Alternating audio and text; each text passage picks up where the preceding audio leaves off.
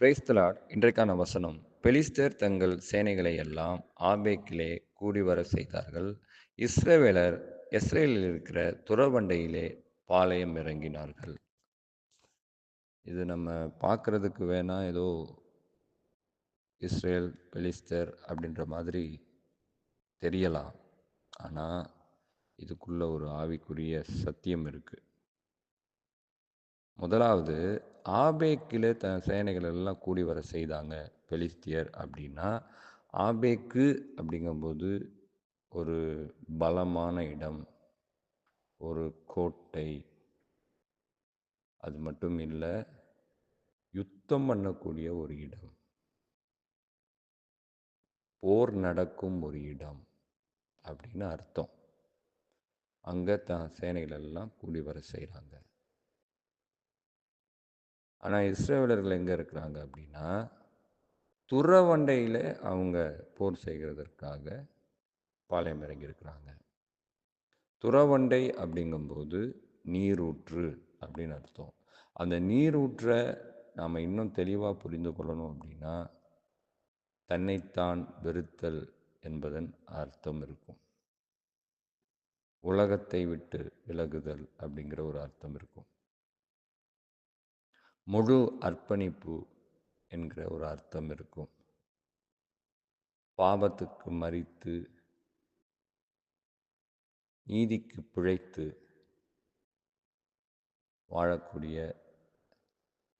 தனித்திருக்கக்கூடிய ஒரு அர்த்தம்.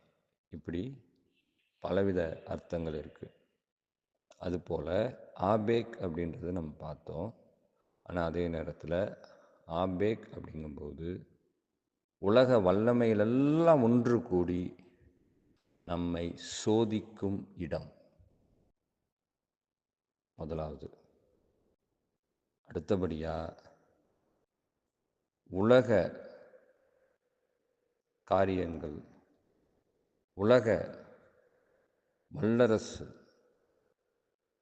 எல்லாம் கூடி நம்மை அடிமைப்படுத்தக்கூடிய ஒரு இடம். இன்னொன்று, சாத்தானுடைய குடியிருப்பு. அடுத்தபடியாக இயேசுவில் பலவீனமானவர்களை மேற்கொள்ளக்கூடிய ஒரு இடம் அப்படின்னு அர்த்தம். சரி, ரைட். முதலாவது, நாம் எப்படி இதை மேற்கொள்ள முடியும்? இப்படி உலக வல்லமைகள் எல்லாம் சேர்ந்து நம்மை மேற்கொள்ளும்போது நாம் எப்படி மேற்கொள்ளணும்னா, முதல்ல தன்னைத்தான் வெறுத்து தன் சிலுவையை எடுத்துக்கொண்டு என்னை பின்பற்ற கடவன்னு ஆண்டவர் சொல்கிறார். அதுதான் துறவண்டையில் நிற்கிற, இருவற்றண்டையில் நிற்கிற அனுபவம். தன்னைத்தான் வெறுக்கிறதுனா என்ன அப்படின்னா, அதாவது நான் வாழ்கிறதோட என்னிலே இயேசு வாழ்கிறார் அப்படிங்கிற ஒரு வாழ்க்கை. அதுதான் தன்னைத்தான் வெறுக்கிறது. தன்னைத்தான் வெறுக்கிறதுனா, நான் என்னை வெறுத்து நான் சூசைட் பண்ணிக்கிறேன், இல்லை நான் என் வாழ்க்கையை அழிச்சுக்கிறேன், அப்படி அர்த்தம் இல்லை. தன்னைத்தான் வெறுத்து அப்படின்னா உள்ளும் புறம்பும். சில பேர் என்ன பண்ணுவாங்கன்னா, வெளியில் உலகத்தை வெறுத்துட்டேன், என்னை வெறுத்துருக்கிறேன் அப்படின்னு சொல்லிட்டு ஆடைகளை உடுத்திருப்பாங்க, வெண்மையான ஆடைகளை உடுத்திருப்பாங்க, நகை அணிய மாட்டேன்னு சொல்லுவாங்க, எல்லாம் ஓகே. பட் உள்ளான வாழ்க்கையில் நாம் அதெல்லாம் வெறுத்திருக்கிறோமா? தன்னைத்தான் வெறுத்திருக்கிறோமா? தன்னைத்தான் வெறுத்திருக்கிறோம்னா நாம் இந்த உலகத்தின் மீது பற்று வைக்கக்கூடாது. உலகத்தில் வாழ்கிறோம், அதனுடைய தேவைகள் நமக்கு இருக்குது, அதெல்லாம் ஓகே, அதை ஆண்டவர் சந்திப்பார். ஆனால் இந்த உலகத்தின் மீது பற்று வைத்து இங்கே நான் வாழுகிறது போல வாழாதபடி என்னுடைய குடியிருப்பு பரலோகம் என்பதை நோக்கி, இது எனக்கு டெம்பரரி தான், பர்மனெண்ட் வேறு இருக்குது, நான் பரலோகம்தான் போகணும் அப்படிங்கிற தன்னைத்தான் வெறுக்கிற அனுபவம் இருக்கணும். அடுத்தபடியாக சபைக்குள்ள புறா விற்கிறவர்களும், காசுக்காரர்களும், ஏலமிடுறவங்களும், சபையை கள்ளர் குகையை ஆக்குறவர்களும் இருக்கக்கூடாது. அதுக்காக ஏசப்பா என்ன பண்ணுறாரு, ஒரு கயிறை சவுக்கு போல் உண்டு பண்ணி அவங்கள அடித்து துரத்துறாரு. இதில் என்ன நாம் புரிந்து கொள்ள வேண்டியிருக்குன்னா, இன்னைக்கு சபை நாம தான். நாம் இப்படிப்பட்ட விஷயங்கள் நம்மளுடைய இருதயத்தில் இருந்தால் இது எல்லாவற்றையும் அடித்து துரத்துகிறவர்களாக இருக்கணும். அதற்கு அடுத்தபடியாக பாவத்துக்கு மரித்து நீதிக்கு வாழ்கிற ஒரு வாழ்க்கை, ஒரு தனித்துவ வாழ்க்கை நம்மிடத்துல இருக்கணும். அதுதான் பரிசுத்த மூலமாக நாம் நடத்தப்படுகிற வாழ்க்கை. அப்போதுதான் பரிசுத்த ஆவியானவர் நம்மை நடத்த முடியும், அவர் வழியிலே நாம் பயணிக்க முடியும். அப்படிப்பட்ட வாழ்க்கை வாழ்கிறவர்களாய் நாம் இருக்கணும். மெயினாக உலகத்தை வெறுத்தவர்களாய் இருக்கணும்.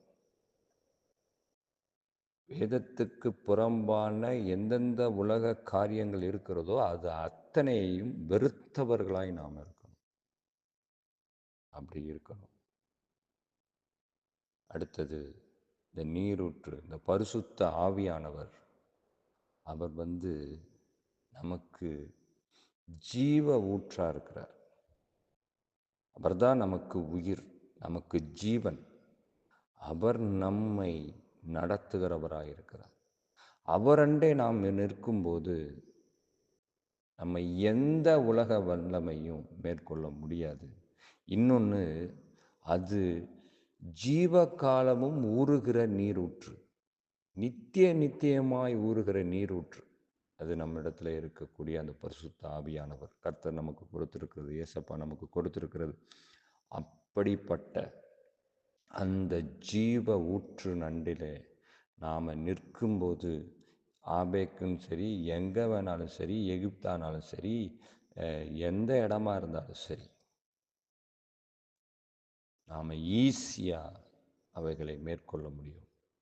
ஆனால் இது எதையுமே நாம் செய்யாமல் நாம் ஆபேக்கை மேற்கொள்ளவே முடியாது. நாம் துறவின் அண்டையில் நிற்காமல், நீரூற்று அண்டையில் நிற்காமல், நீரூற்று அண்டையின்படி வாழாமல்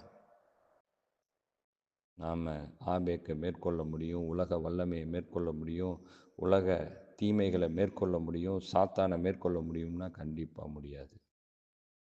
அதில் தான் ஆண்டவர் ஒரு விஷயம் சொல்கிறார், நீ துறவண்டையிலே நில்லு, அங்கே பாளையம் இறங்கு, அப்பொழுது உனக்கு கண்டிப்பாக ஜெயம் உண்டு. காதுள்ளவர்கள் கேட்க கடவர்கள். ஆமென்.